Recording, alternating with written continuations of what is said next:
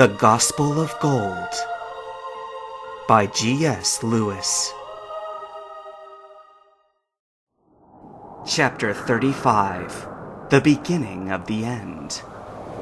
All at once, the wind was calm.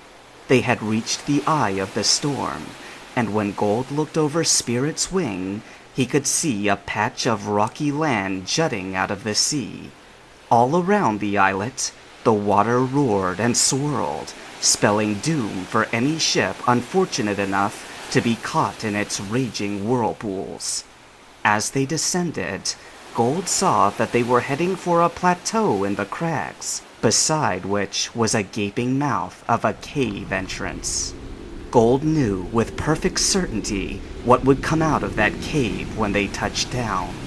It would not be a specter in distant storm clouds, a visage in the water's reflection, a possessed body with glowing eyes, a malignant shadow from above, or a haunting in a mirror of ice.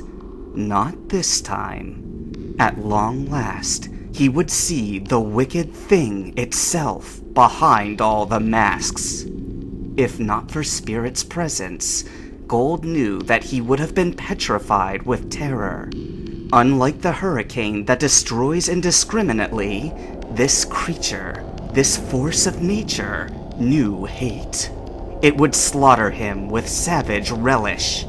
He braced himself. They felt Silver before they saw him. Spirit's presence must have muffled the effect this time, but Gold knew that pressure of psychic force. The sensation was a deep-cutting cold, and a burden of heavy gravity. There was loneliness too, but it was a pale shadow compared to the malefic hatred that knew no end. Gold marveled at how unfathomably deep it went, and more so, that Spirit intended to change him rather than kill him. How could one hope to redeem something that was so far gone? For a moment, he almost pitied Silver.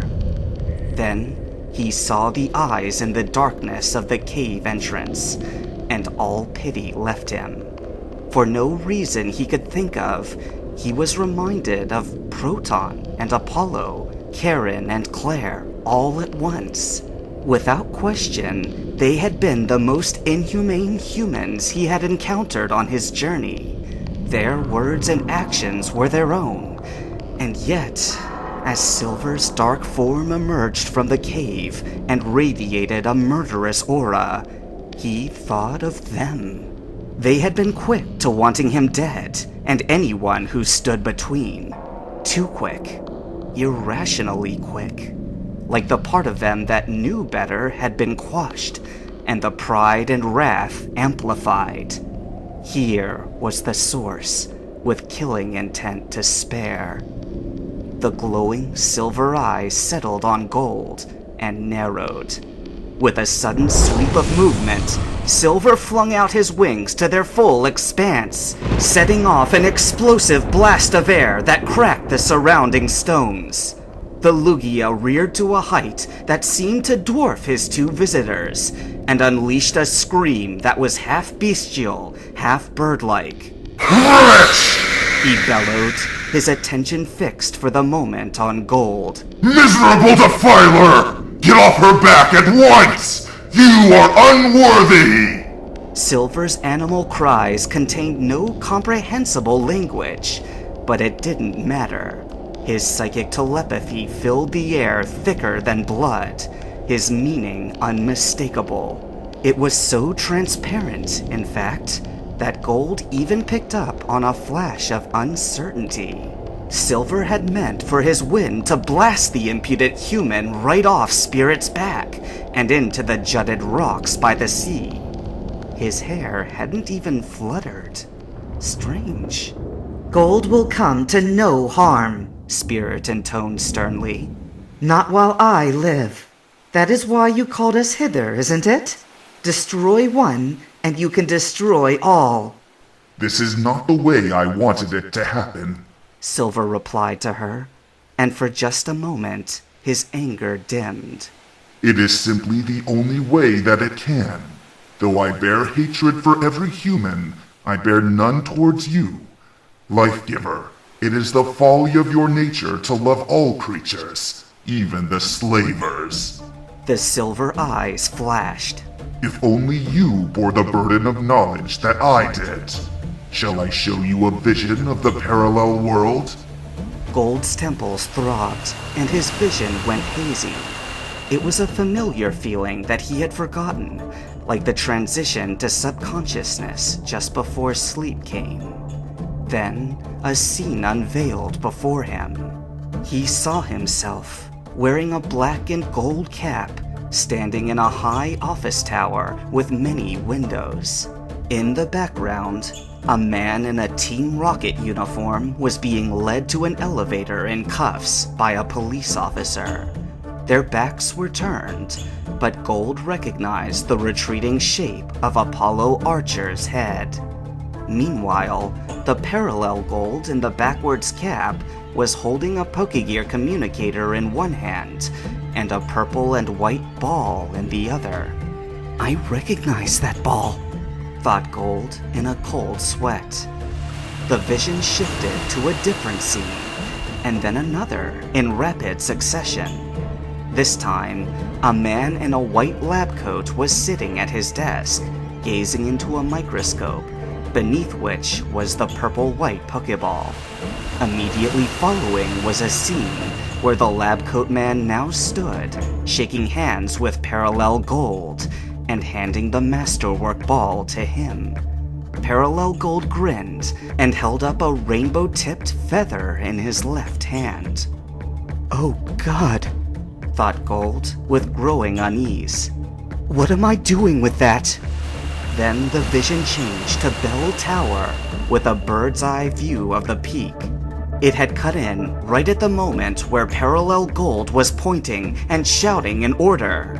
And there, standing in front of him facing its target, was Suicune.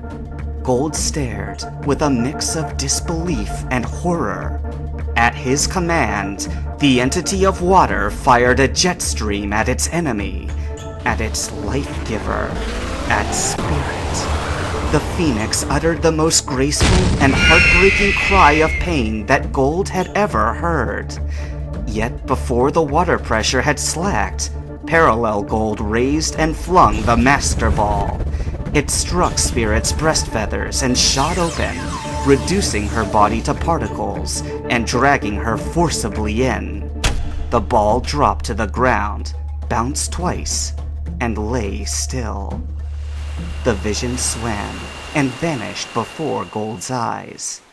He was back on the islet, where there was nothing but whirlpools for miles, and the only thing between him and Silver was the creature he had subjugated.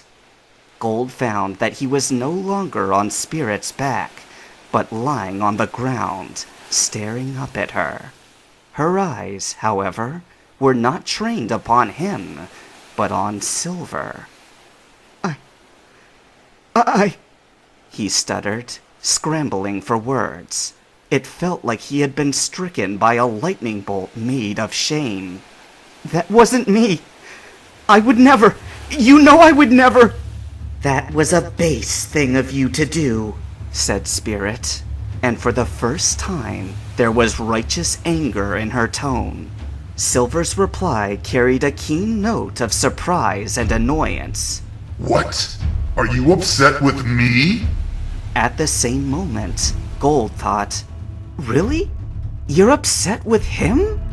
But Spirit continued to glare at the legendary Pokemon across from her, and there was no gentle love behind the fierceness.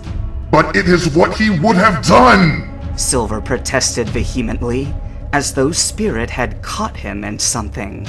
My clairvoyance is absolute! I told no lies! You lie by omission, Spirit said flatly. I too have seen that parallel reality. There is more to the story than the use of that ball, just as there is more to humanity than all the evils you witnessed. Holy cow, Gold thought weakly. I am in so far over my head. Spirit extended her wings and kicked off the ground, her body shining brighter. You know, and you will know yet better before the end.